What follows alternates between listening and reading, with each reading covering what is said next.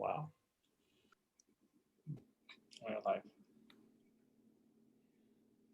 Good evening, everyone, and welcome to Deep Learning Adventures. This is our weeks 3 and 4 of course 2 of our adventure in TensorFlow Data and Deployment. So, first of all, before we get started, we'll start by introducing the meetup. This is Deep Learning Adventures. We've been running this meetup for the last a little over a year. We started in April of 2020, right after the pandemic put us all online, and we've been fortunate to go over a number of adventures during our time together here. So joining me on this adventure throughout this adventure has been my friends and colleagues George Zotto and David Patton. And we have done a variety of adventures over the last year, and they are all recorded here on George's YouTube channel. So as you can see, this one here is Deep Learning Adventures TensorFlow Data and Deployment. That's the one that we're You're not sharing. Yeah, are you sharing? That's an excellent point. Let me share my screen. That would be helpful. Perfect.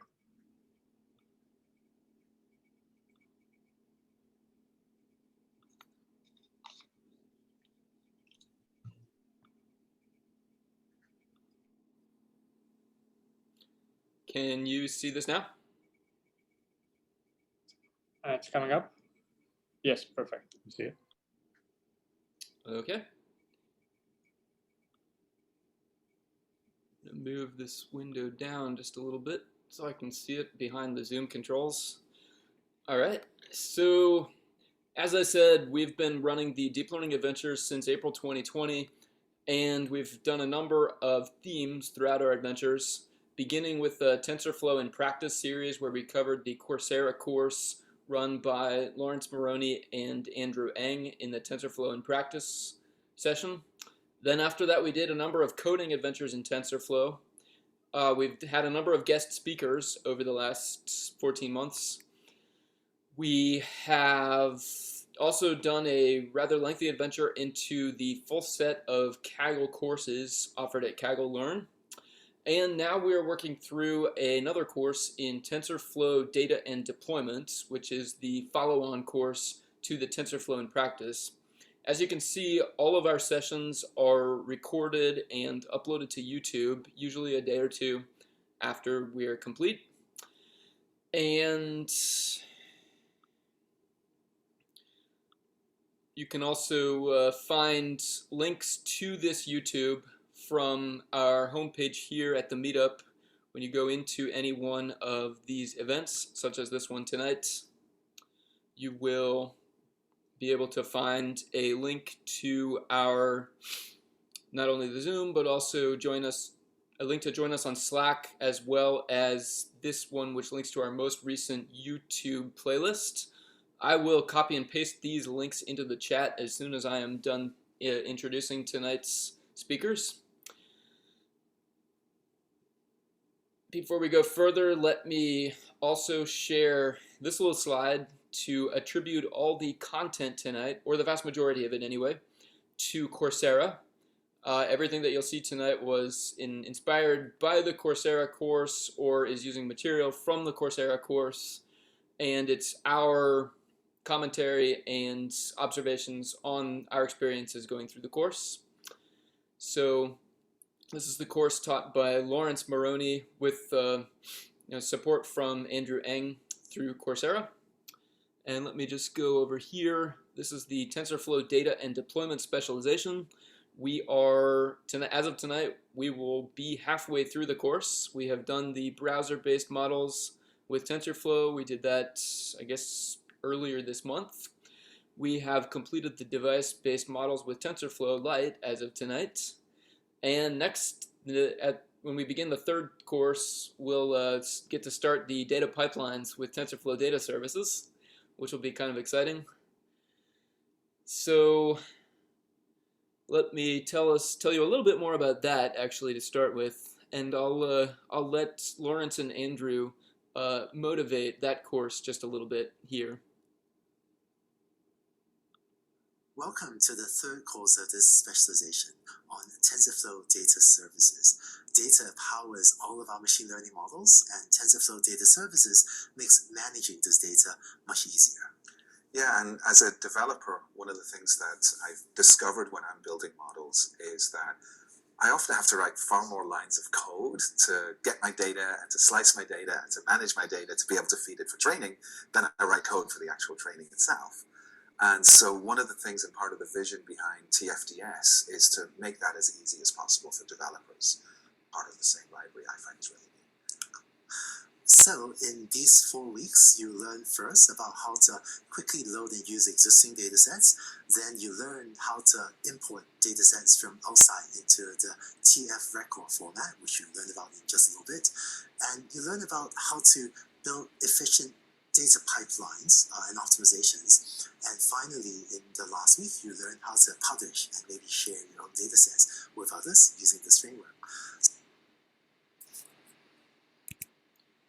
So that's a taste of what's to come. We'll start that adventure on June 9th, I think. It's whatever the second Wednesday in June is. Before we get there, we will have one other meetup, and I think we already have an event page for it. Yes, happy hour. We will celebrate being halfway through the course with happy hour on the evening of Wednesday, June 2nd. So please join us for that. The TensorFlow data pipelines that we just introduced, that'll start on Wednesday the 9th, but we'll do a happy hour before we start that.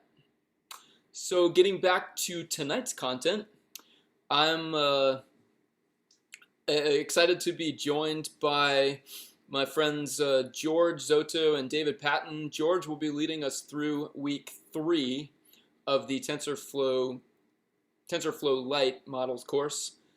David will be leading us through week 4. Week 3 is the week on iOS applications using TensorFlow. Week 4 will be doing single board computers such as Raspberry Pis and microcontrollers. And for that one, we'll also have a treat. We're going to be joined by Steve Milligan, who is going to demonstrate some of these tools and ways on how you can get your TensorFlow models to devices that are as small as possible. So I should also introduce the Raspberry Pi Zero. Will be joining us from right alongside the Pacific coastline. So we will get to see. I'm sure we'll get to test out our object detection models with surfboards and sand castles and the like. But and actually, I should mention that since Steve has to leave a little before the meetup is over, we will actually start with that. So we'll get the punchline out of the way first, and then we'll tell the joke the rest of the night. So without further ado, I think I have introduced all the content that we need to do for the intro session. Let me stop my share and turn it over to, am I turning it over directly to Steve, or is George up next? I guess Steve's going first. Yes, please. Thank you. All right, thank you all for joining us again. Well, thanks for the introduction, Robert, and thanks for letting me go first. I also really like the video there, because before we get into the straight demo, the importance of being able to create data for ingestion should become very apparent, as we go through these demos, because these edge devices are small. You want to do as much as you can, before you deploy to them. So, the better prepped your data is going in, the smaller the model you can use. So what am I talking about when I say small? an interesting personal history. When I first started getting into machine learning and AI, everybody's idea of a model was something that ran in a cloud data center on GPUs or on a bunch of CPUs. And NVIDIA has modernized. And so now they consider an edge device to be a small data center on your premises with about, $100,000 worth of equipment. But recently there's been a movement to say, what is it going to take to get AI and ML deployed in the field and in the hands of users? So first of all, for anybody who hasn't actually seen any of this stuff, this is a Raspberry Pi. The big device on top is a fan. So hopefully you're getting an idea for the form factor here. A Raspberry Pi 4 is about as powerful as the typical Chromebook laptop, yet it's a smaller form factor, and it draws about 4 to 5 watts of power at rest, as opposed to a desktop workstation that might draw 125 watts if it has a GPU in it. Just going through a few other form factors for where TensorFlow Lite models can be deployed with great utility. There also, this is what's called an MV cam. It's a camera on a board.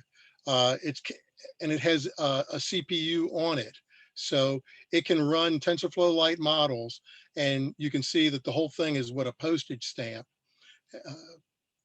And it can be powered with a small, like the hearing aid types of batteries. So once you have your model created, you now have a lot of options for its deployment. And the tiniest one that I had to demo today, this is an Arduino, which is a microcontroller, and it's hooked to just a small generic kind of camera. The difference between a microcontroller and something like a Raspberry Pi is Raspberry Pi is a general purpose computer. You can plug it up to a monitor and run programs on it and plug a keyboard into it. A microcontroller, in contrast, is designed to do one or two things. So you can program it, but typically it's going to be for some specialty function. And why am I saying this? Because you may create a model that does some important task, like it detects the presence of rabbits in your garden. So the only outcomes are, is a rabbit there or not? But unless you wanted to run an extension cord to your yard, you'd have to come up with one of these low-powered solutions. And one of the great things about the TensorFlow Lite solution is when it comes to deployment, there's not a lot of difference between the target platforms. Code that you write that you would put on a Raspberry Pi would run on that microcontroller. The only limitation would be the size of the model. And TensorFlow Lite, the TensorFlow stack, is very good at compressing that to just what you need. So without any further ado, let me go to my friend Raspberry Pi 400. Super excited to meet him. Yes, and attempt a live demo here. Always. So somebody's going to have to let me share screen. Yeah, there you go. On. Should be able to. Okay.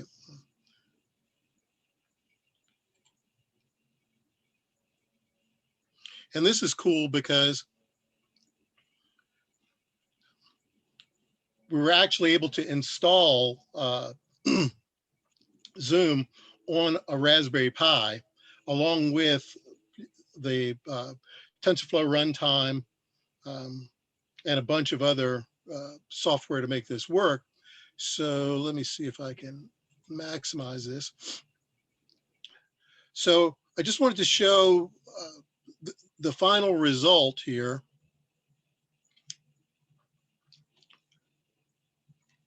And this is I'm just looking here, it's the MobileNet SSD version 2 Cocoa. And it was simply run through the TensorFlow Lite compiler. And let me show you what it does.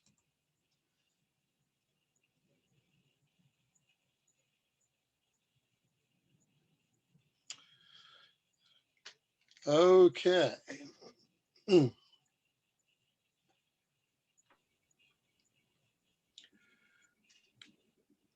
So it's creating those bounding boxes. It's doing object recognition in real time. Sorry, my hand is shaking. And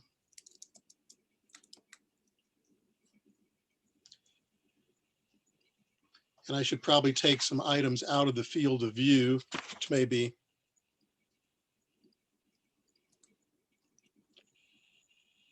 So it's good at spotting object. It has a little tougher time determining that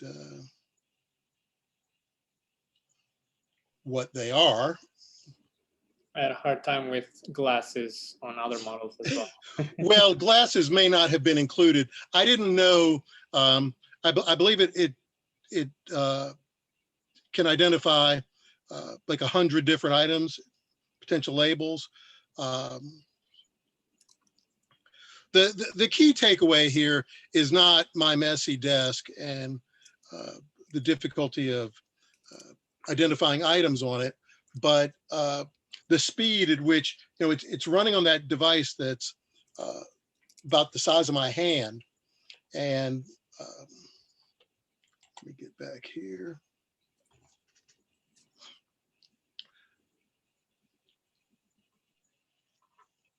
And the intent there was to show that, you know, a device that could be made mobile can work pretty well. And you saw all those bounding boxes flashing up there. And that's just on the Raspberry Pi. What I wanted to switch over to now, let me. Steve, I just want to point out for people that aren't familiar with that model and the data set it was trained on, is trained on the Cocoa data set, is a very famous data set for object detection and segmentation. But it's only about, I want to say, somewhere in the order of 80 classes. So 80 objects. So it's going to pick some weird things for some of those objects, right? So. Yes, and that's a great point. And David, to stay on there for a second. So when you're deploying a model to an edge device, typically you're going to be doing it with, you're going to have a purpose in mind.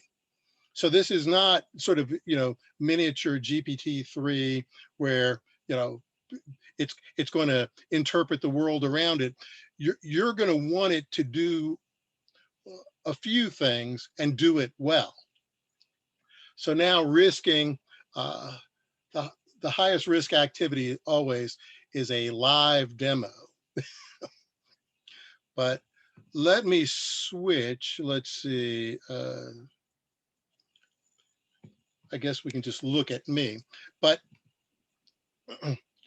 so this is a little microcontroller attached to a camera, and I'm just using a breadboard to hold it up. Now, the interesting part about this for you guys who are developing models is that if you notice, there's no display, there's no keyboard here. So so if you're used to, while you're building a model, getting a nice graph that's showing, sort of how things are progressing, this is for the final product. And so you may not have any screen or keyboard or anything like that. So now this is just a big battery pack. But what I wanted to show is that these types of devices, once they're powered on, they immediately start executing the model that's loaded. So let me just plug this in. And Steve, do you load the model? I think I've read different devices have different ways of doing it, but do you flash it into the firmware basically? Yes, and great point, David. There are two main ways this can happen. You can use something like the Arduino software, which was Arduino code, which was used in this case, and then it's flashed to the device and it runs. Hang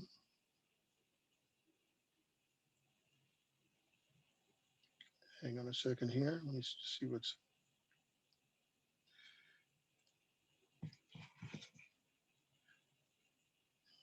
Now I'm going to cheat. So I think I might be getting a low power indicator. So all I do.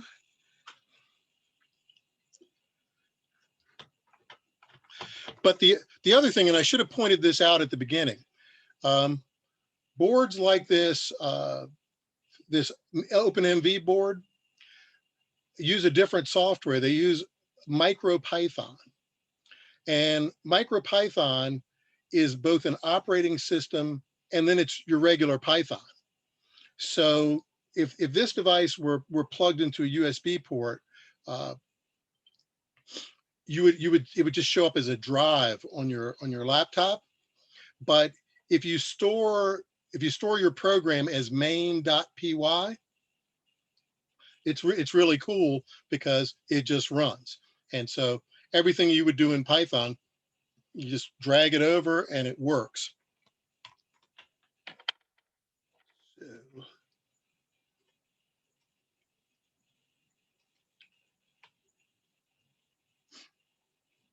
okay, so here we go. So much for cheating. Now, I don't know if you can, are you able to see the LEDs? Yep. Yeah. Okay, so you see that every so often it flashes blue, and then it flashes another color, in this case red. So every time it's flashing blue, it's capturing an image from the camera. But when it flashes red, it's saying it hasn't detected a person. Now, with the wires in place, let me try to turn it around this way.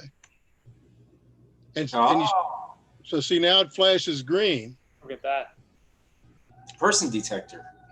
It's a person detector. Very cool. And so it doesn't do anything else, but it does quite a competent job. You could imagine if you had one of these in a room, you know, it's basically telling you there's no person in the room, and then there is. Does it work on close? Like if you like show it a face on Zoom, would it like say that the Zoom guy's a person? It might not do that reliably, and the reason is that the resolution is brought down so low on the camera.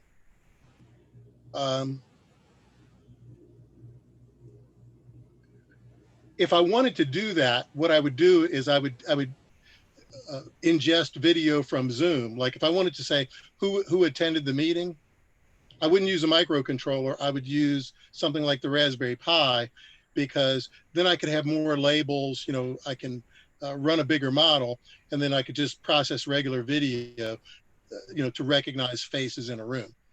Well, that's just detecting people, not identifying them. Is that correct? Exactly.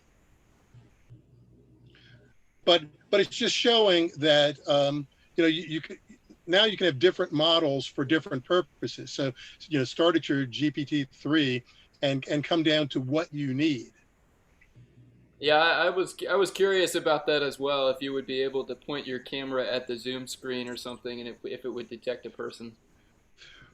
Yeah, and since I just got this one working, uh, uh, put me down for that one for next week. Fair enough. But that basically that's what I wanted to demo, but to get across the idea that when you're thinking about deployments, it should also expand the possibilities of your solution.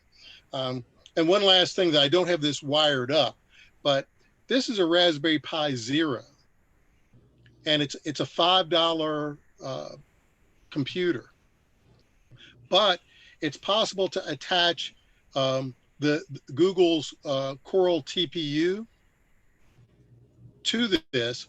And so then you have a solution that's capable of, I think it's 4 trillion operations per second inference from the TPU, but the whole device draws about 1.5 watts, so you can run it off a battery.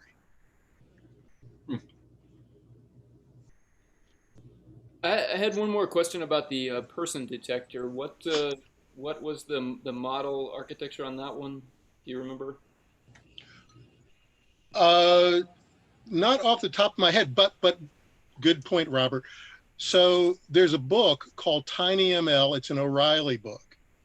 Um, and Pete Warden and Daniel. yeah, Yeah. Evgeny wrote it. And this was exactly the model from that book. So I can look it up. I can get back to this group in terms of what the exact bill was, but all the details of putting it together are in that book, and it works. So the other cool thing, the microprocessor, you talked about the low power aspect, but I think it's important for people to understand you think of that camera there, that's a sensor that's bringing data to the model. It could be any kind of sensor. You could have a temperature sensor. You get whatever you're trying to detect or model. It could be any kind of little sensor. And also, you're not connected to a network, right? This could be deployed anywhere, basically. Yes, great points, David. And by the way, this particular Nano, the BLE, also has those sensors on board. So it has temperature, accelerometer, a couple of other built-on onboard sensors. So you could enhance your model by interacting, with the sensors, um, and you would have access to that data. And that really works well with the MicroPython because, you just import the device and, you can have access to those, sensors or the, data associated. So Steve, when you had the when you were showing us the command line prompt on the earlier on the Raspberry Pi, that was running full Python, and then that connects to the device, and that device is running the MicroPython. Is that so? When you run the Python script, it's invoking the MicroPython. Well, no, good point, Neil. So the Raspberry Pi is running straight Linux, right? Yeah. So it's running Python on top of Linux. Okay.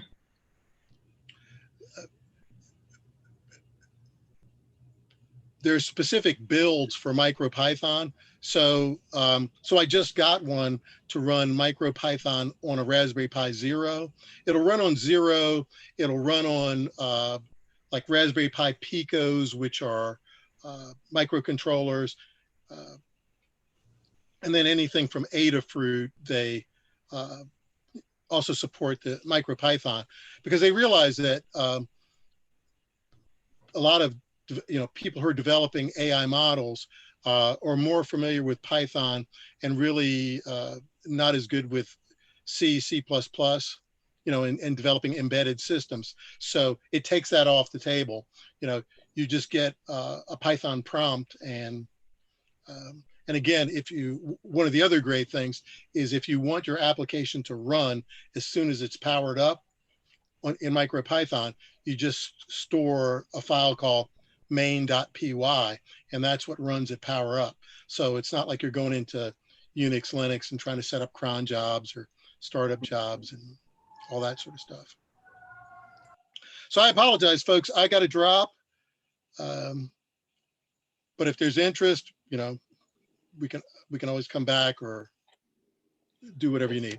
This was great, Steve. Thank you so much for demonstrating these devices and these models on them. It really shows us what the end goal of this course is all about. It's about bringing technology into people's hands in as far from the network as possible, really. And maybe as you get to the end of this course, we can take some of your models and things and try them out on these different devices. Absolutely. Thanks for joining. Okie doke. Catch you later. Thank you, Raspberry Pi 400. A Raspberry Pi 400 is going to leave too, I guess. He's detecting people in the back end. All right. So I guess with that, we'll do we jump back to iOS now? Yes. Let's resume our normal schedule. Yep. So actually we went all the way to the end, which I kind of like because we got a preview of what we're building here. I like that. So we're going to go a little bit with the path that the course follows, which is week 3 of developing apps for the iOS operating system. All right. It wouldn't be a deep learning adventure without a little circuitousness. Yes, let's do that. Cool. Can you see my screen? Yes. Cool. I have a few tabs open here just to give us some incentives of what we're looking at. So we looked at models deployed on workstations using Python. We utilized Kaggle notebooks, we utilized Colab, we utilized our own Python environment, or maybe Google Cloud or Amazon Web Services or Azure on the cloud if you want to do your own at-scale deployment of machine learning models. Then we shifted gears to TensorFlow Lite. Last week we saw how we deployed models on our phone as well as emulator. You saw me trying to detect my guinea pigs or cars or people outside my window. That was a fun session. Again, that's available on our YouTube channel, so feel free to check that out. Today, we're going to talk a little bit about iOS devices and specifically how do we deploy a model on such a device. So Lawrence prefaces this with the programming languages that we're going to see. So he mentions that iOS devices use Objective-C as well as Swift. Objective-C has been around for a long time, since the 80s. And I think it's an extension of regular C with small talk style messaging. Swift is a project that Apple invented in 2014, and it's their main programming language for all their devices and smart devices as well, like watches and so forth. This is not to be confused with Swift or TensorFlow, which is basically another language where you deploy models or develop models in your workstation. So similar to Python for TensorFlow, we have regular full-fledged Python TensorFlow, but we interact with it in Python. Swift for TensorFlow is also another flavor of TensorFlow, but it's running on Swift. So that's nothing to do with what is called TensorFlow Lite for Swift. I'm going to close this tab. In terms of what we're going to need, in terms of dependencies, Lawrence mentions that we're going to use this application dependency manager called CocoaPod. I think this is similar to like apt-get install in Linux or other similar dependency managers for other operating systems. And in the course, in the GitHub that Lawrence mentions, and again, I should mention that here. Lawrence has this great GitHub. He actually has this CocoaPod installed and anything that you're going to need for the course. But he also shares with us how to do that if you wanted to start from scratch. You can see my screen here. So yeah, so if you don't have that installed, you do sudo gem install in CocoaPod. We assume this is an important note that to develop iOS devices, you actually need to be on a Mac. You cannot do this on Windows or Linux. So that's one limitation. The other limitation is, unfortunately, to deploy models on devices that use camera, you actually need an iOS device. So we're going to look one that doesn't use the camera. We're going to use an emulator.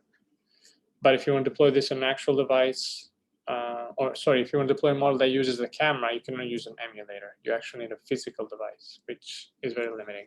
I don't have an iOS device personally, so from my end, we're only going to look at the emulator for one of the three models. So yeah, that's the CocoaPod. You create a new pod, what is called a pod file with just some very basic commands here.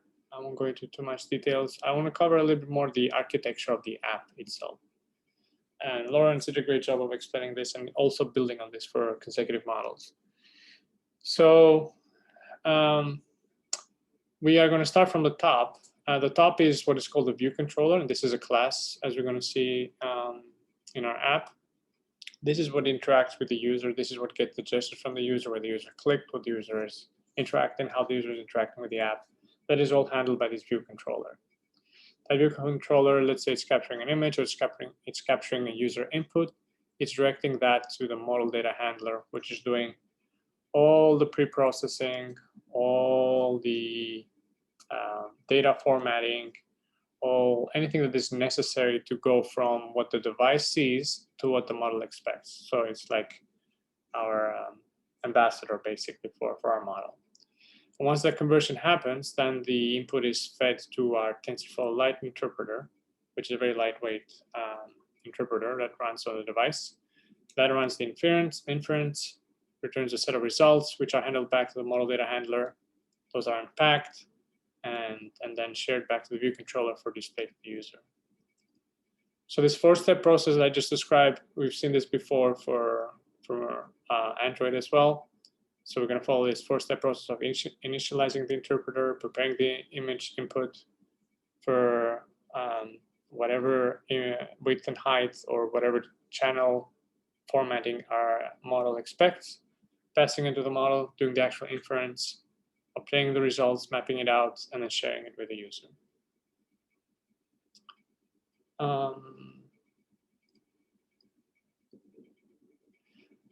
There's a lot of documentation in this course that is shared by the course. I won't go into too much detail about it. I just quickly am going to mention a few conventions here, or a few classes that we're going to look at. One of them is called CV, or Computer Vision Pixel Buffer, and these are the main data format that the app uses on iOS. Another one is the VL image, which basically manipulates images using CPU's vector processor. So this is basically a hardware-based library of doing efficient image processing on iOS devices. The other thing is, before we start, the first thing you need is, as I mentioned, you will need Mac. The other thing is, based on the Mac version that you have, I don't have the latest one, I need to upgrade. You will need what is called maybe an older version of Xcode Developer Tools. And Xcode Developer Tools is basically the Android Studio for iOS. So if you go to the App Store for Mac OS and you try to install Xcode, if you're not on the latest version of Mac OS, you will get an error message that says that, sorry, this is only available for the latest version of Mac OS. So what I did is I Googled a little bit, and there's actually an option for you to look at other options or other versions of Xcode. So I think the latest one is 12.5 that runs on the latest version of macOS. I needed to downgrade a little bit to 12.4. That would be compatible with macOS 10.15 Catalina. So that's a big file, by the way. It's like 10 gigs in size. It took a while to download. You extract it, you install it. This is the dependency as I was saying. So Xcode 12.5, which is what is available on App Store, runs only on macOS Big Sur 11. I have Catalina 10.15, so I need to run 12.12, I guess. Yeah. Cool. So once you install it, you can open it, and I'm opening it now. Again, this is our Android Studio. This is our developer tool for iOS devices. It will ask you, you can create a new project from the beginning, you can clone an existing project, or you can open an existing project. I'll open an existing project from Lawrence's GitHub. I'll open this cat versus dog classifier sample. I'll make it a little bit bigger so we can see.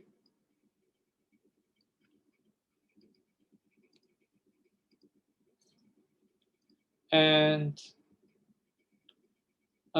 one thing you will probably have to change, or I can mention this later, is under this main folder here, under signing in capabilities, you'll probably have to select something else, especially if you have to create your own, basically, what is called a profile. And once you register with Apple as a developer, you get a developer account. You can install your own, you can download your own developer certificate.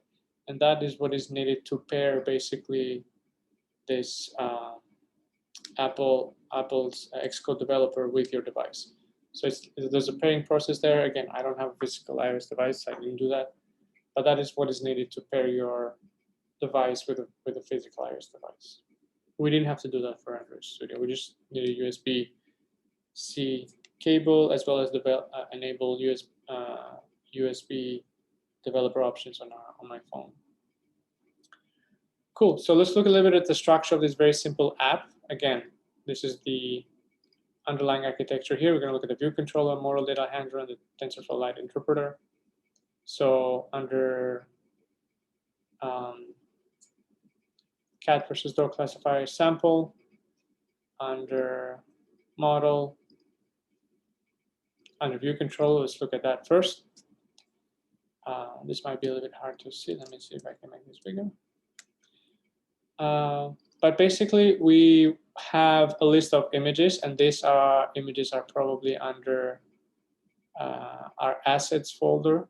We have a list of 6 images, and this is what we will use to display on our app. Our view controller will create these images for us. I won't go too much into detail. I'm not a Swift developer. I got the idea of what is happening here. But basically, it's a layout of 6 images. Think of it as that way. So this class also handles the user interaction as well, based on what the users suspect. After that, it converts the pixel to that pixel buffer format. It runs on our model, gets the results, and then once it gets the results, it will return the label of that result. I'll switch gears a little bit to this model data handler, again, going back to architecture of the pre-processing that is done. So core image, TensorFlow Lite, UI kit are some libraries you're going to need. If you remember from our Android course, we used some options for our models, like how many threads we're going to use, our batch size, how many channels. We have 3 RGB. What is the input size that our model expects? That's 224 by 224. This is a MobileNet pre-trained TensorFlow model, as well as our labels. This will be a cat versus dog detector or classifier, not detector. It just tells you if this is a cat or a dog, not where it is. So we're going to point here where our model is. Again, we need the labels and the models STF Lite on our project. How many threads we have. Let's see.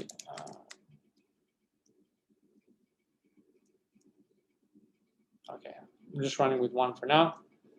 And then when we're going to initialize, we will initialize the interpreter, pass the parameters as well, and the model path and the options. And if for whatever reason this doesn't work, we get an error exception here. When we run the model, we will convert. This is, I have a slide for this. Maybe easier to understand maybe. So when we run the model, first of all, the image is not usually square. It could be rectangle, it could be of different height and width. So the way we're going to do this we will find the largest square in the image and then scale that down to 224 by 224 image. So for example, if this is the input image that the user clicked on, this code will look at this largest square. It will downsample it or downscale it to 224 by 224 using this VL image, and then pass that to our model. Not only that, but the channel format that the iOS device uses is different than the RGB format that our model expects. So there's a bit of pre-processing of extracting just the RGB information from this BGRA for alpha for the format that the iOS device is using. Another thing that we looked at before is this allocate tensors, which basically is allocating memory in our device for tensors, as well as what is the size of an image, which is how many batch size we have, in this case just one. What is the input width, the input height, and the input channel of an image. So we want to make sure we allocate memory for that as well. And then we'll invoke our interpreter. This will actually run the model. And then calling interpreter output is sort of how we get the output of our interpreter, and we can parse that out. And in this case, this results, this output tensor .data contains the results that we're looking for. It will be a list of two things based with confidence scores. We want to get the one that has the highest confidence and return that to the user. And we have a method here that basically unzips, checks which one is the largest, and returns that. Not only that, but we also follow the convention of the first one is cat, the second one is dog, based on our labels.txt here. So looking at this ordered list and looking at the index of the highest confidence score, we can tell if it's a dog or a cat. I'll actually demo this live, not on a device, but on an emulator.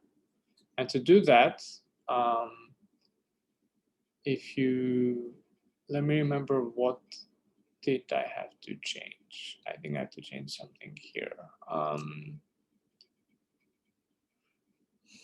Product scheme, edit scheme.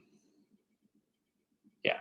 So for me, I wasn't running, the emulator was running at the beginning. And if you go under product scheme, edit scheme, this executable was none for me. This will not run. You need to actually point to your app. Make sure you do that. Then you should be able to see under here now a drop-down list, of different devices. My Mac, iPad, iPhone 8, 11, 12. I just picked an older one, like an 8. Doesn't matter. And with this play button, it will actually build the code that we have here. It will take our model. It will create an emulator for iPhone 8. So let me click on it so it does that in the background. Not only that, but if you see here under top N inferences, line 146, I actually have a breakpoint. So that my code, my app will stop there. And I want to inspect the different variables and see what we're looking at, like we did for Android real quick. So as you can see here, my iPhone 8 is starting. Here, I click on home. It's like an emulator, right? It has files. I don't have anything on files. But it has this cat versus dog classifier that we just deployed. So this is the layout that I was mentioning before, the 6 images of cats and dogs. Let me click on the first one. And now this will run the app.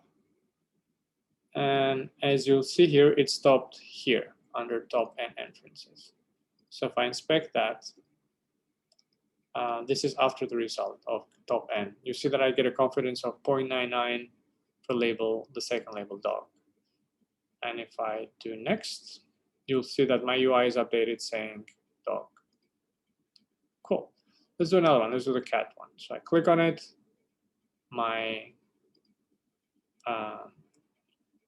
Let me actually expect maybe results. My app runs. So you see the first position is 0.99. The second one is almost close to 0. And my top N inference is just the maximum one, 0.99, and the label cat. So that's a cat. Let me continue debugging. And let's pick maybe this guy here.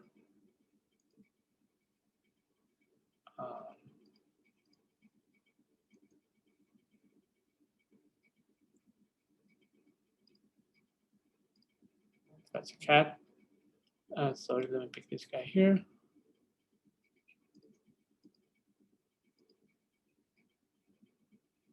And that should be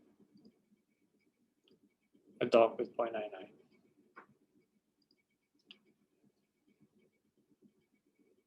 So you can see it's very easy to, okay, keep going. I'll remove my breakpoint here. There's a little bit of UI here telling you how much CPU, memory, disk, network your emulator is using. I found that useful, similar to the profiler that we saw for Android Studio.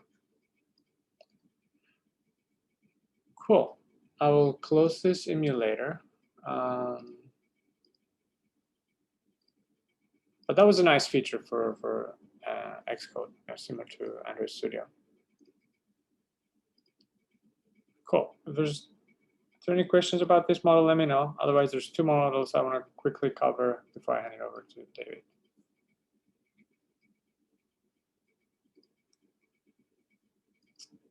Okay.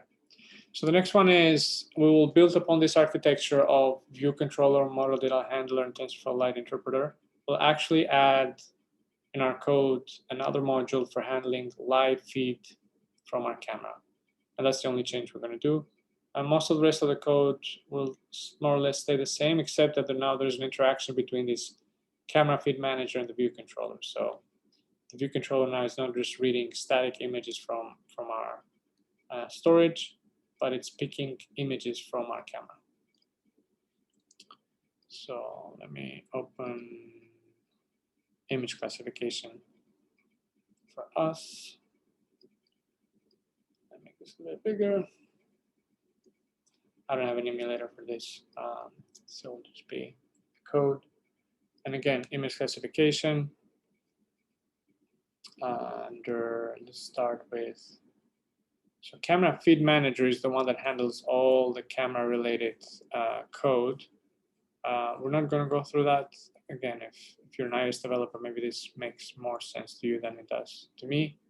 But basically, this is how you access camera from an iOS device. The view controller, let's see.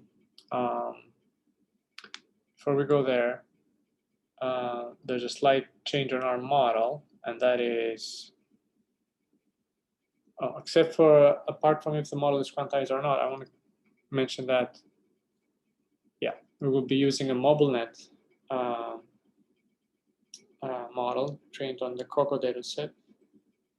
Sorry, it's quantized on Coco dataset, but it's trained originally on ImageNet. And it has 1,000 classes, and you'll see a TF Lite as well as the labels.txt for us. And this quantization, if you remember, we've seen it. If it's quantized, you see here that the input is basically an integer for our model instead of a float. So under this labels.txt, there's now 1,000 labels there. And let's see here what other changes we have. So we have a camera, resume button, result. George, do you remember the motivation for why they quantized it against CocoNet instead of ImageNet? He didn't mention it. Yeah, that's a good one. I don't know, maybe the data set is smaller, so it's easier to do, or maybe it's more common. Yeah, it is much smaller. That's true. Yeah. Only 90 labels instead of 1,000, or maybe the size of it is much smaller. The number of samples is much smaller, I believe. Yeah. That's the only reason I can think of. But I find it very confusing because when you see a statement like this, right? So SSD means single shot multi-box detection trained on Coco dataset. That means you're quantizing it on there, but you actually trained the original model on ImageNet. Yeah. Okay. Yeah. So I had thought that was a typo in the original course. I thought so too, but then when I see quantized on a data set, I think that is used as the input to quantize it, to look at the minimum and the maximum values. And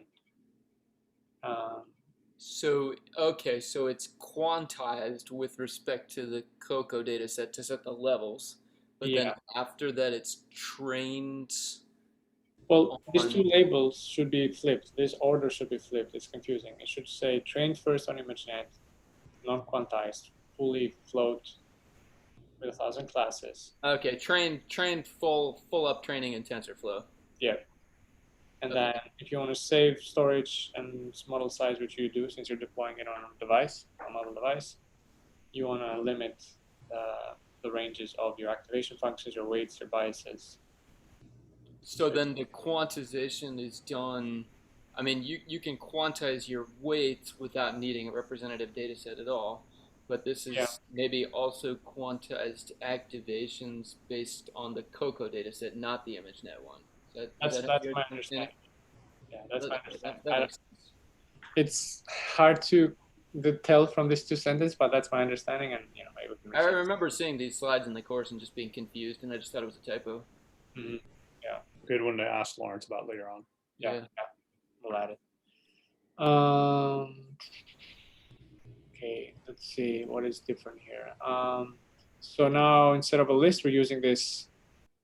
All right, zoom in a little bit. Hold on. We're using our model here, MobileNet Quant V1 224 by 224 extension TF Lite, our labels of TXT, one image at a time, 3 RGB channels 224 by 224. This is similar to before.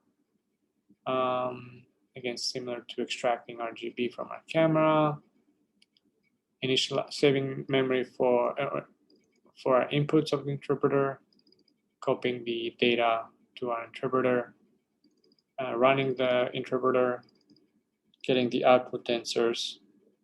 And then there's a branch here if the model is quantized or not. And if you look at the data type of the output, if it's int, I thought you only had to look at the input, but he's looking at the output here. If it's int and it's quantized, otherwise it's float based.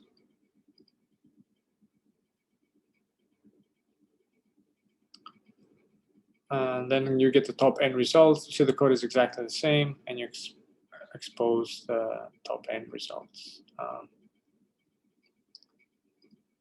Let's see, what else did I want to show here? Actually, I think a screenshot might be more appropriate here. So this is a screenshot that Lawrence has from the course. He's pointing his device on his desk. He's running the app deployed on his iOS device, and he's looking at an orange. Most of the time it finds an orange, some other time it says something else. It's able to pick up the mouse and the keyboard and the bananas and so forth. That was the extension of what we saw before, again, with this architecture here. Now we're adding this camera feed, as well as our TensorFlow Lite interpreter now is based on a much larger model trained on MobileNet, identifying 1,000 classes. Is there anything else here? I don't think so. The last one is, I might not show the code for this. The last one is object detection. I think this was trained and quantized on Cocoa, I think, based on what I'm reading here. Cocoa, again, has 90 classes. Let me see if I have a slide somewhere here. No, I think I have a slide, but there's 90 classes for it. And the model, when you run it, when you deploy the iOS device, it actually draws bounding boxes, as we saw for the Android case, of what is the object, in this case a banana, and what is the confidence score for that? 67%, mouse 75%, dining table 55%. Who wasn't able to identify the BB-8 robot there correctly? I thought it was a cake or something like that. It doesn't exist on the Cocoa labels. Let me go back to here. If you try to deploy this on an emulator, it will not run because you don't have a camera. Emulators, unfortunately, are not connected to the computer's cameras, which is weird and unfortunate. But that's the limitation we have here. Yeah, that's what I wanted to show you. These three models: image or cat versus dog classification, image classification, object detection. I'll stop sharing and take any questions in the meantime.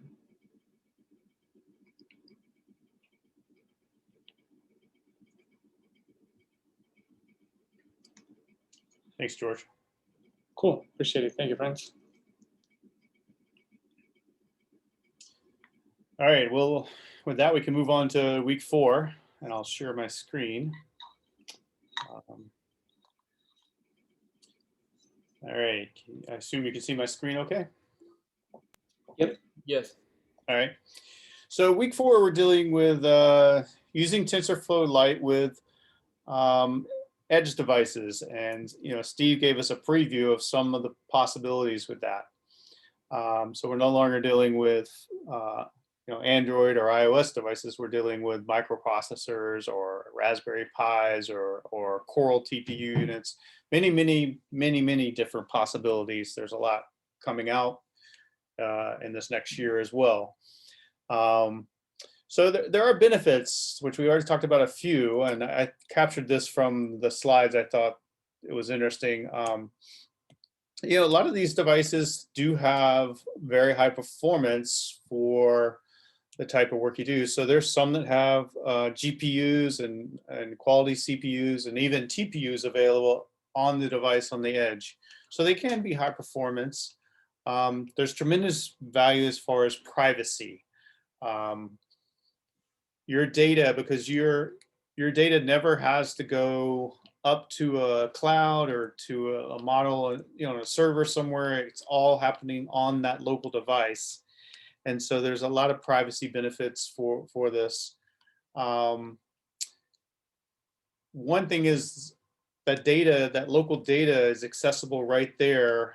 And that is basically talking about all the different sensors that we mentioned that these devices have either on board or hooked up to them, attached to them. And so you have that data right there, which is nice. You don't have to worry about any kind of, cloud service or anything like that to get access to the data.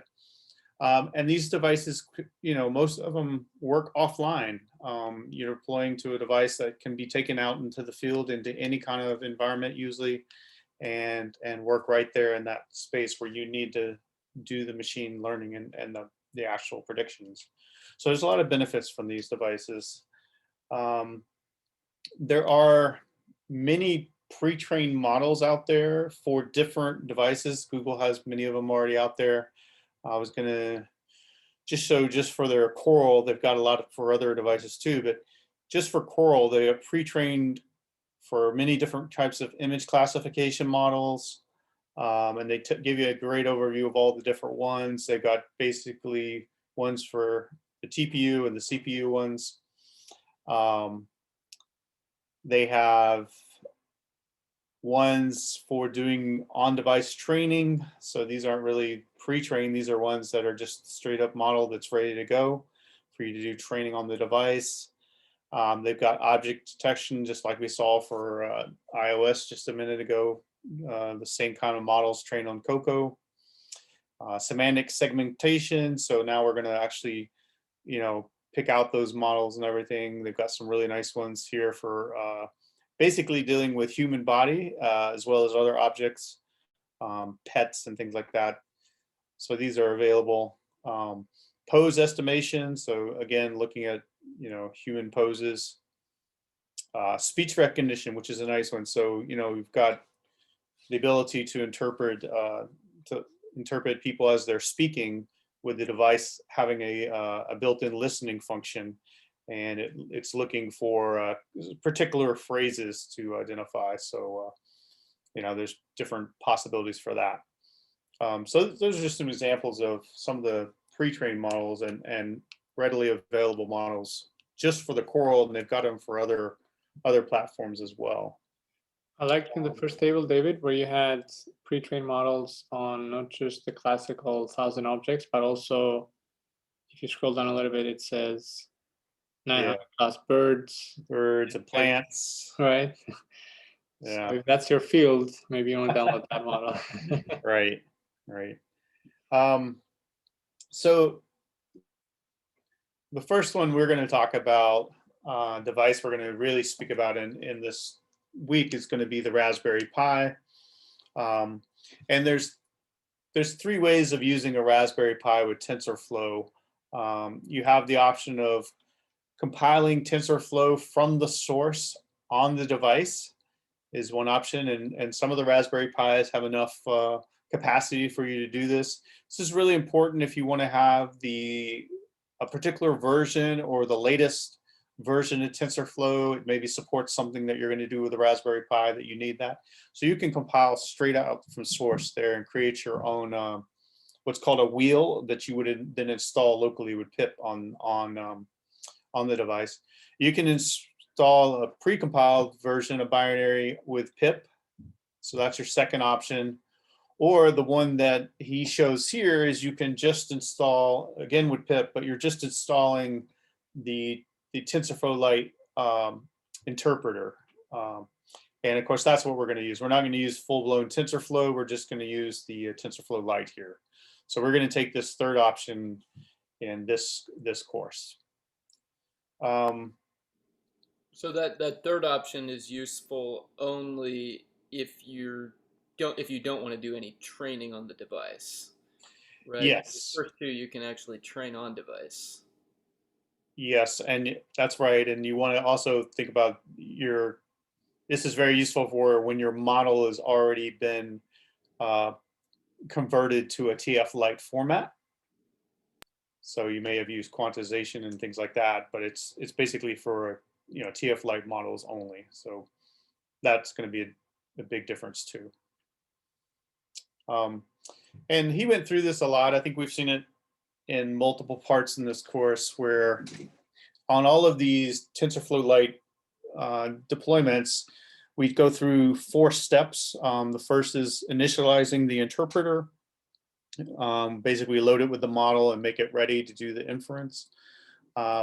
We then get the input ready for that model and put it in the expected format that we need it to be in. Then we're going to pass the data or the input to the model, to the interpreter, and invoke it to do the predictions. And then the 4th step is the last thing where we get the results from that interpreter, and we if we need to, we'll map them to get the top in or whatever we need to do to present the output. So I'm going to show how we do that in his first example, coding example. And so here is that. He actually in the GitHub, he has 4 examples, but in the actual class we only use the image classification and the object detection examples. But there are other ones. I'm not sure I kind of took a look at them and I'm not sure they're functional, but you may want to explore those on your own. The first one is image classification, and it's very, very similar to what George just showed and we showed using on Android prior to this with TensorFlow Lite. The difference is that instead of doing an import TensorFlow like we did before, and then we would use tf.lite to do our work, here we're going to import the TF Lite runtime interpreter. So this is the line that would be commented in if I was deploying this to a Raspberry Pi. I would use this here, and this would already be installed on my Raspberry Pi and available. This runtime would be available to my program. The other difference is down here where I initialize that interpreter. Before we would call tf-lite.interpreter and give it the path to our model. Here we're just going to call that interpreter that we imported from the runtime directly, and again just give it the model path. So those are the only 2 things that really change in how we do this. So let's go through this real quick. We're gonna run this program with some options for a file name that has an image that we're going to try to do image classification against. We're going to need to know where our model is stored, so we're going to give it the path to the model on our Raspberry Pi. And then we need as George had the cat and dog labels in a separate file for presenting the output. We're going to have the same thing here with our label maps, and we also are going to set a variable to tell us how many top results to show. So those are going to be inputs to the program, the Python code when we run it. So we're just going to be pulling those through. And then step one, if you remember, is the initialize the interpreter, when loading the model and making it ready for inference. And that's what happens here. For me to run this, because I don't have a Raspberry Pi, I had to use the old method just to make it run, but you would do it in this fashion. As George said, you want to allocate the memory for your tensors, and then you have some references here to how you're going to get the input details and output details. Step two, again, is to pre-process our input data. So we're going to write the code that's going to do any resizing, any cropping, any normalization we have to do of our data, and get it ready for the model in the format that the model expects the input to be in. In this case, we're just bringing in a single image. We're going to do that conversion to the correct channels of RGB, and we're going to look at the shape and capture that size and resize it to the shape we need to have. Nothing really new here. We make a batch. In this case, we've got a batch of 1 for doing our prediction. So we're just putting that, expanding that dimensions there to show that we have a batch of 1. Step 3 is next. This is where we actually do the prediction. So we do the inference. It's very straightforward. We set our tensor on our interpreter to that input data that we just created up here, and we invoke the interpreter to do its work. And then the last step, you probably recall, is to map our results into the format that we need to have them in to present. And here we just pull out the output tensor, get the right part of that to show the predictions, and we look at our top K. We do an arg sort there to get our top N or top K results. And then we're going to print those. We're going to print the labels that we got and the predictions. Okay. Question. So, go ahead. Something that I found very weird, and I don't know if this is a good way or a bad way to do things, but usually when we work with models like this, you normalize the inputs, right? Usually you convert the inputs to 0 to 1, then you run your model, and then you get your outputs. Here, you don't normalize the inputs, you run it through the model, but then you normalize the outputs. Is that the same approach? What are the pros and cons of doing, input versus output normalization? Like, I'm curious. So I think part of it was the particular model, the way it's, expects the full 1 through 255 for the pixels, right? It doesn't expect it to be normalized. I see. And it's a good question to know why that is. But then the model should output probabilities, right? 0 to 1. In this case, it's outputting actual values from 0 to 255. Right. Well, right. That's certainly why you want to normalize the output, right? If it's producing integers 0 to 255, and you want it to display that as a probability. But that's the first time you see this. I mean, that's what I mean. I guess usually your model is outputting. Is it the first time we've had integers output? No, to have unnormalized outputs that you had to divide by something. Usually you normalize your inputs. So here, let's look at the results, and we'll have a good way of visualizing it.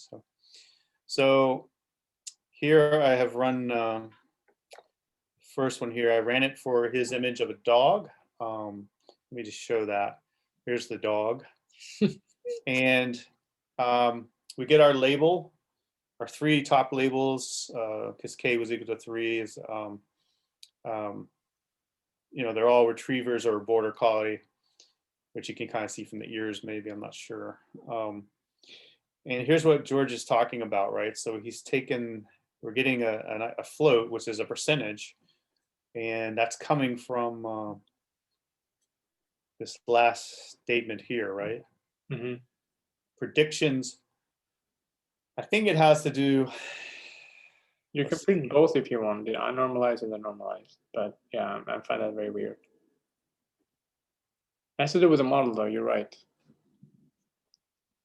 Right, and you're dividing it by 255. So somehow the model expects 0. This is a single value right here, Yeah. right? It's not like it's just gonna output a number, an integer somewhere between 0 and 255, and that's just guaranteeing that the result ends up between 0 and 1. So how do you when you create the model, how do you apply that? How do you restrict that your output will be 0 to 255, right? It's not a sigmoid, or maybe it's a scaled sigmoid. I think this is just what happens when you quantize a model. See, it's already been trained using regular TensorFlow. So it's going to have whatever activations it's going to have, and then it's going to map those floats, because you've quantized it, to integers for the integers, purpose of right? Lite. So then you display it back as a probability, you're going to have to map it back. I see. I think there's something curious about why it's 255. It makes us think of image normalization. That's what I thought, but you're saying it's quantization related, not. Well, 255 is the maximum integer that can be displayed in 8 bits. I think that's what it is. Yeah. It's all ones. Is 255. Yep. So I think it's almost purely coincidental, George. Really? Oh man. No, it's probably not. It's probably the fact that that's how pixels are, from 0 to 255 is probably related to the same thing, right?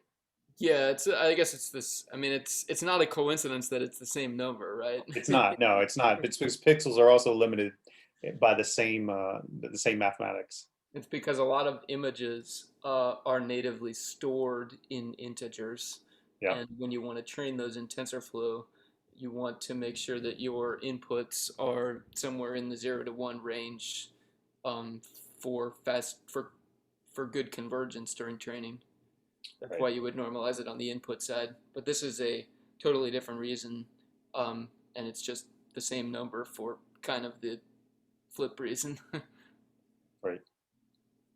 It could be that for a practical consideration for inference, that the data that the input, the image is already in that format, 0 to 255. So like it's an extra step to have to normalize it. So the normalizing itself is kind of built into the weights of the model. Like essentially, it just goes directly into the first layer in that range. Instead of 0 to 1, it's 0 to 255. So it just eliminates that extra conversion, that extra scaling that you have to do. Yeah, but that goes against what we already seen. Like usually normalized inputs gives you better conversion rates and performance. Otherwise, we'd have just used raw images. I'm thinking just for inference, though, not for during training. This is like it's the equivalent computation. It's just not doing it the first layer coming in in that range, and the weights are effectively scaled. I don't know. I'm just guessing if that's. Yeah, I think we need put on our notes as well. We need like a good session on quantization. To me, it's. I think it has to do with quantization. Yeah. Yeah. We'll follow up on that. More research to come. Yeah. So then I did David, go ahead. Sorry. Yeah. So regarding the data pipeline, right? The normalization and so basically before the model inference. So the second step in your 4-step, I think. So yeah. In a regular context, like in regular TensorFlow, right? We would have the option, 2 options basically, right? To make this data pre-processing part of the model, Keras pre-processing layers or what have you. So embed it into the model, and then it would be, portable and basically become part of the model itself, or have it as a separate pre-processing step and TF data sets and all of that. So, and those are basically 2 big choices, right? Now here, I thought we would go, we would take the route of like, packing everything into the model, and make it like OS agnostic and all of that. But it seems that they separate this pre-processing into a separate step, and all of the like the mobile apps and the devices you described, they have that as a separate step. Like I was wondering, you know, why if there is like a reason for that. So I suspect it's the same thing that I ran into with TensorFlow.js, where the conversion to TensorFlow.js, I imagine it's the same with TensorFlow Lite. Only certain parts of Keras certain layers in Keras are supported. And I'm with you. I like to do all that pre-processing inside the model, but those particular pre-processing layers are not supported by TensorFlow.js. I didn't try for TensorFlow Lite, but I imagine it's probably the same restriction. Right. Okay. I think the other thing going on here is that each of these devices, Android, iOS, and any device really, might have a different way of representing images as well. Some of them do RGBA, ARGB, any number of other ways, and so it may be safer to just assume that on the device end, that processing will be done to get you to the format you need. Right, so your model is more generic across devices. But Dimitri raises a good point. It is definitely less convenient to have to worry about that every time. Yeah, in this case, these are pre-trained models that existed before these devices were even created, probably. So, this is a good question. So the next thing I did was I just took a couple of images that I found on my own, an apple here, and ran just to see how it would do against those. Turns out that, where do I have it? Oops, sorry. That there is no apple in ImageNet, so it tries to classify it as a pomegranate. I then took what I thought was a really tough image. This I thought was a difficult image, and I thought, maybe what will it do with this, right? Apparently not. Apparently it must be trained very well on it, because I actually got a very good result of, recognize it 64%. This is a notebook. Oh man. Laptop was 0.2, and then basically nothing. I guess it thought that was the edge of a bathtub or something. I don't know. But Maybe the logo, right? I wonder how biased. it may have. Yeah, I was gonna say I didn't look at their On examples of laptops, but our versus Windows, notebook. yeah. They must have some with this logo. I'm just surprised that ImageNet includes a pomegranate and not an apple. Yeah, believe it or not, it has a custard apple and Really? oh, it also has pineapple, but that's, yeah. Anyway, but no apple. Unbelievable. I was surprised there's a custard apple, but no apple. It's a custard apple. So, all right. So that was one of the examples. The next example that they had was detection. It's very similar to what George went through. I didn't go ahead and they don't do much different than what we saw before. It's almost exactly what George just went through, and what it's very similar to what Steve actually showed us. So I don't think it's worth our time to go through that too much. But the next thing we talked about in the course was not just the Raspberry Pi, but was deploying to microcontrollers, and that was a very exciting idea. Steve went through that. One of the interesting things is that you've got a lot smaller devices often in the microcontrollers, a lot less memory available to you, a lot less power and CPU power and things like that. So you have to think about that with the microcontrollers. Also, you usually use a special way of deploying. So with the Raspberry Pi, we can just put our Python file there, and basically I'm showing here how you would run that on, as Steve said, you can make a main.py and it'll just run right off the bat into some of those devices. With the Raspberry Pi, you can specify all these different things, where your model file is, where your label paths are, everything like that. With those microprocessors, you have to basically flash into the memory that's there in the firmware, an image that contains your model and everything it needs to be able to run. You don't actually go into it and program at a command line or anything like that. So it's a different ballgame in that sense. Every one of those has a different type of OS on them, and there's different ways of doing the flashing, different ways of loading things into them. But very, very cool discussion around that. He didn't give us any code necessarily to demonstrate that, but it's basically the same kind of procedures. They do have an optional exercise this week, and the codes for it's very straightforward. But it's, what I thought was interesting was it had a link in that description of how to do the exercise. It's a rock, paper, scissors, and they talk about how you take the maybe like the image classification model that we just showed and adapt it for training something that understands rock, paper, scissors. But what I thought was interesting was they have a nice link to here, I'll show you. Getting started with microcontrollers was one thing that was mentioned. And what I liked here was, here's all these different devices that their example can be deployed on. There's a whole section on that if you want to go through that. But the other thing they mentioned there was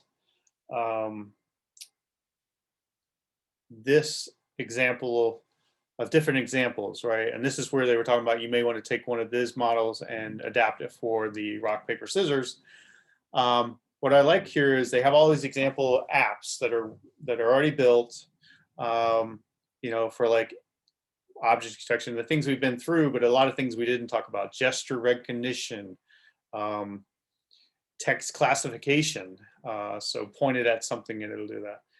Natural language question answering, recommendation systems on a device, different things, smart reply here. A thing that takes a low resolution image and can create a super resolution image from it. Sound classification. So if you have a microphone, here's on your Android, you can play a sound and it should be able to identify what that sound is based on what it's trained on. And within each of these, it's kind of interesting. This goes back to something that Dimitri asked weeks ago. Here's an example where they talk about, I believe it is, the model is MobileNet, and it's quantized. And they give you the size of it. Then they look at performance, right? So a couple of different models of the Android Pixels and an iPhone. And if you're just running straight on the CPU, it talks about this is for doing inference for a single image, right? And it talks about the speed. The Android devices have some support for a neural network API, and if you take advantage of that, you can speed it up almost twice as fast.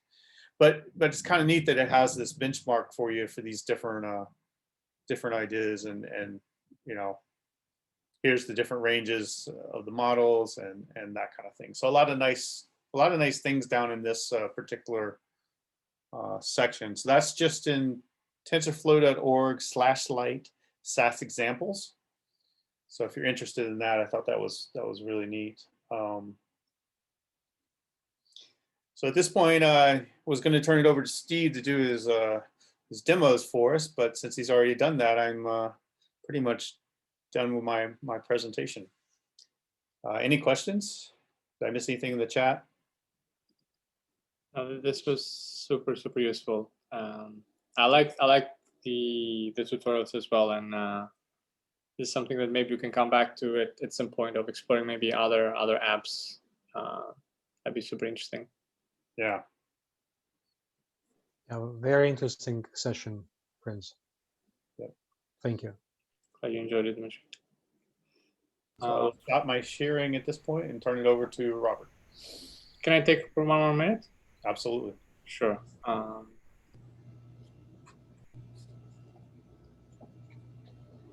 So this is me just looking at the MobileNet. So we mentioned Apple, right? Yeah. This is the same model you're looking at. So yeah, you're right. Pineapple is there, custard apple is there, but not regular apple. And Yeah, pomegranate. pomegranate is there. Okay, good. So that was for the image classification one. And for the object detection, we used Cocoa. Cocoa. Right. Is there an apple? Which has an apple? Ah. Okay. The other thing is with the object detection, we didn't go over this for brevity of time, but it has a lot of math around drawing the boxes and normalizing it based where the image is and so forth. So if you're really trying to do this on your own, or if you're curious how that works, it's just basically working with the width and the height of the image, and as well as the width of the height of your original screen size, and yeah, drawing the boxes and so forth.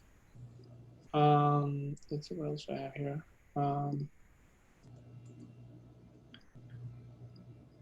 That's the same tutorial that you mentioned. This is one of the boards that was mentioned in the course. This Spark Fun Edge. It was actually a collaboration between Google, the TensorFlow team, and Spark, the developers of this app, of this microcontroller. And to work with this, you need what is called this connector or serial basic breakout. You need both of them. And that's how you deploy models on the controller. So you connect this to your computer, and this you attach it on top of this microcontroller, I think here. Yep, there's a speech recognition which is pre-trained on recognizing yes or no. If you say no, it will blink red. If you say yes, I think it will blink green. That was an interesting one. The other models that were there in course in week 4 was this hyperparameter tuning one. I took a quick look, and it's using this hyperparameter library. I don't know if I've seen it before, but I don't know if you actually used it on one of our adventures. I think we have. It looks familiar. Let me find where is it. TF datasets.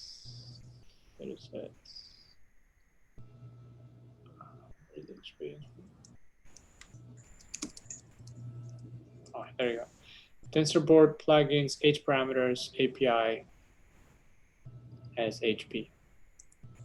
And what that does is you can play basically with your neural network architecture. So maybe you can have how many units we have in different layer. Maybe you can go from, you can choose 385 units, 512 units. Maybe you can try different optimizers, Atom or SUD. Maybe you want to try different learning rates. So you do that as different HP param variables. And then when you build your model, you pass them on as part of the model.optimizer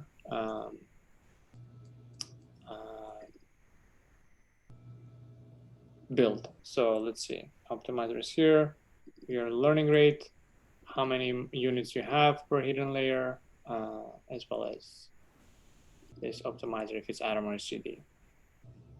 I found that interesting. And then you can do like a grid search. It will try all of them, and it will try basically multiple combinations. And I think in the end, it tells you which model performed the best in TensorBoard.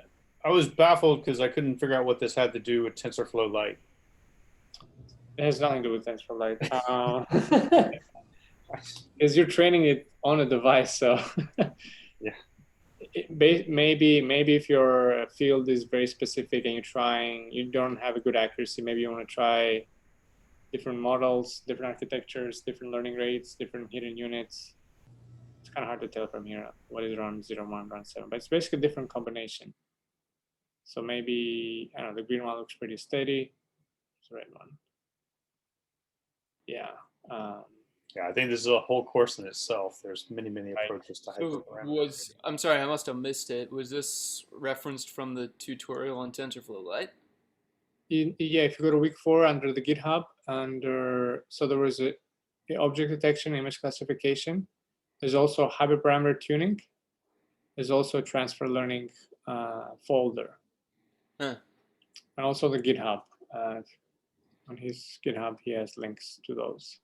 They're not mentioned. They're not mentioned at all in the actual course material. It's. And then, I think you put it there by accident. I don't know. It's a good question for Lawrence. Or maybe they wanted to try it maybe in one of the courses, but yeah. Oh yeah, then they keep track of if accuracy is better than best accuracy. You try to keep track of your units, your optimizer, and your learning rate after you tried everything. And then you figure out, okay, the best learning rate, the number of units for hidden layer and optimizer is this. Now let's train it again on this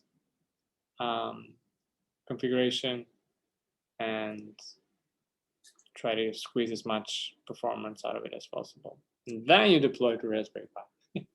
You convert it to TF Lite and then you deploy it. So you do your hyperparameter tuning, you know, in Colab or whatever your workstation is, and then you deploy it on Raspberry Pi. Okay, now this connects it to week 4. If you don't have we do actually cover TensorFlow later in this specialization. Oh yeah? So, yeah, so this is a little bit of a jump ahead. But yeah. Nice. And if you're on this is a nice feature. You can try different images and you can see what it is. Okay. Transfer learning. I think this was on what? Cat versus dogs, but I think you're supposed to change it on something else. A very simple model here. No, based on, yeah, cat versus dog pre-trained model. Oh, this one I think explored a little bit of quantization, which we need to come back to. All right, the examples that you mentioned, super useful. Looking forward to coming back. I think Steve mentioned as well this book, and Lawrence mentioned it as well, TinyML. If you're interested in that.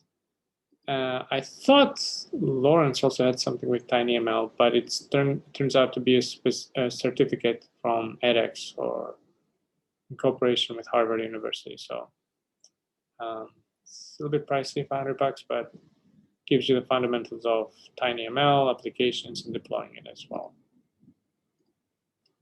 So again, if you Google TinyML by Lawrence, you should find it. Cool. All right. That's what I had. I'll turn it over to Robert. Thank you, friends.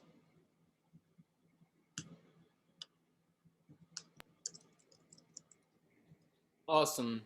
Thank you to Steve, George, and David for leading us through these really interesting sections of this course, showing us how to move models that we've trained on the cloud or on our own laptops and put them on smaller and smaller devices. It's really exciting, opens up really a lot of new possibilities for machine learning and applications.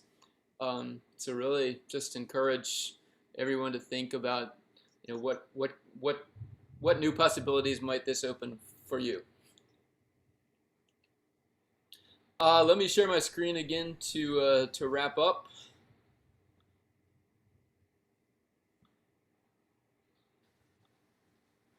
So as a reminder, we have now finished the first 2 courses in the specialization, browser-based models and device-based models with TensorFlow Lite. And you'll be able to find all the material from these 2 courses on the YouTube channel. And coming up, we will next be covering the data pipelines course and eventually get to the advanced deployment scenarios with TensorFlow. So once again, we'll make sure to attribute all of the content that you have seen here was originally produced by Lawrence Moroney through his collaboration with Andrew and Coursera and deeplearning.ai. And so for Deep Learning Adventures, we have next week, we hope you can join us for the happy hour. That is Wednesday, June 2nd, 7 o'clock p.m.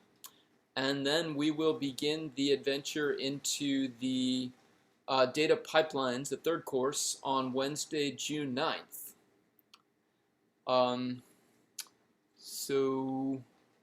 And just as a brief review of the material there, we'll be doing data pipelines with TensorFlow data services, then a little bit more about some of the mechanics of splitting and slicing data, with TensorFlow data sets, and then exporting it to the training pipeline, and eventually some performance analysis and how to improve or optimize.